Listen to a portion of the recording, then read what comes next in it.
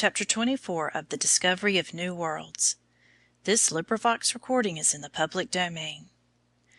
Discovery of New Worlds by M.B. SYNGE. Chapter 24. Dante's Great Poem. The poet is a heroic figure, belonging to all ages. Carlyle. While Marco Polo was living his curious life in the Chinese court of the Great Khan, there was growing up in Florence a man who was to become famous for all time. This Italian, Dante, was to be the spokesman of the Middle Ages. He was to be the voice of the last 10 silent centuries, a very landmark of history.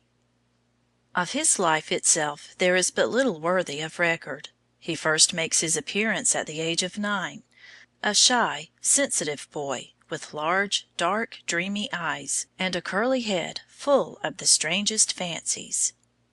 One day at a children's party in Florence, Dante met the little Beatrice, simply enough dressed in a crimson frock. To the dreamy poet boy, the little girl was the most beautiful thing he had ever seen, and from that day she became, what knighthood was to the young men of the Middle Ages, his ideal, something he must live to be worthy of. Though Beatrice died when Dante was yet a young man of 24, he kept her as his ideal right through his life, and as she plays a large part in his life, so she plays a large part in his great poem. He was educated after the fashion of his day, but with no printed books his knowledge was necessarily limited. All that he learnt was in Latin, which was the language of all learned people at this time. He served in the wars of his country, for Florence was torn by strife and divided by party, and Dante loved Florence as Socrates had loved Athens. The state accepted his talents and devotion, and by the time he was 35 he had risen to a post of honor in the city. Then disturbances arose, feeling ran high, parties were divided, and the result was that Dante, in the full vigor of his manhood, was exiled from his own city, doomed henceforth to a life of woe and wandering.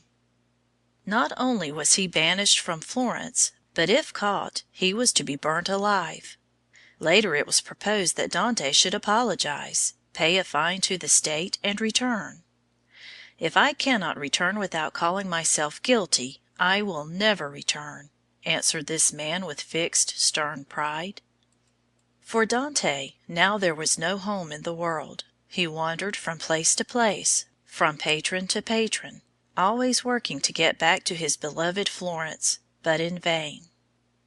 "How hard is the path!" he exclaims bitterly. Hard it was indeed.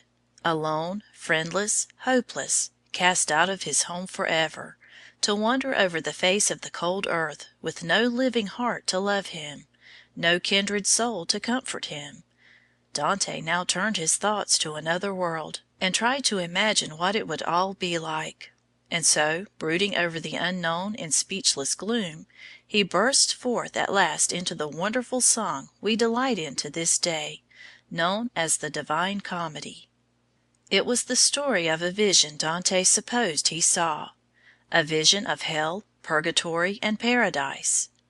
It took him years to write, for it was written with pain and toil, with his heart's blood.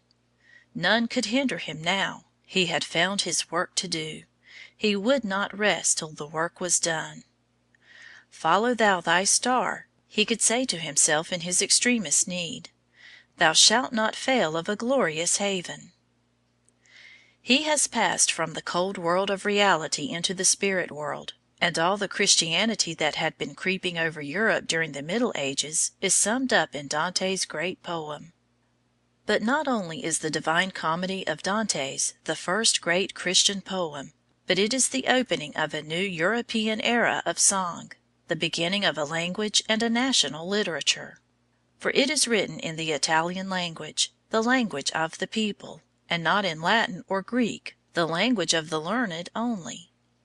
A few books had been translated into the language of the people by Alfred the Great of England and other scholars. A few songs had been composed in the language of France. But no great work had been written in any of the languages of modern Europe till Dante wrote his great poem in the language of Italy. So he did more for his country than he can ever have expected to do, when he left it sorrowing and alone, for he laid the foundation of the union of divided Italy. The people in the cities, such as Venice, Milan, and Genoa, were eager to claim Dante as a countryman, one who spoke and wrote in the language of their country. He had become the one world voice. The great work done, the poet died, still in exile, it is said, broken-hearted. In the vision of his life he had reached Paradise and had seen again the Beatrice whom he loved, his goal and his ideal. Here we must leave the poet, but from out the long ages Dante still speaks for those to hear who will. I will be thy guide, and bring thee hence by an eternal place. End of chapter 24.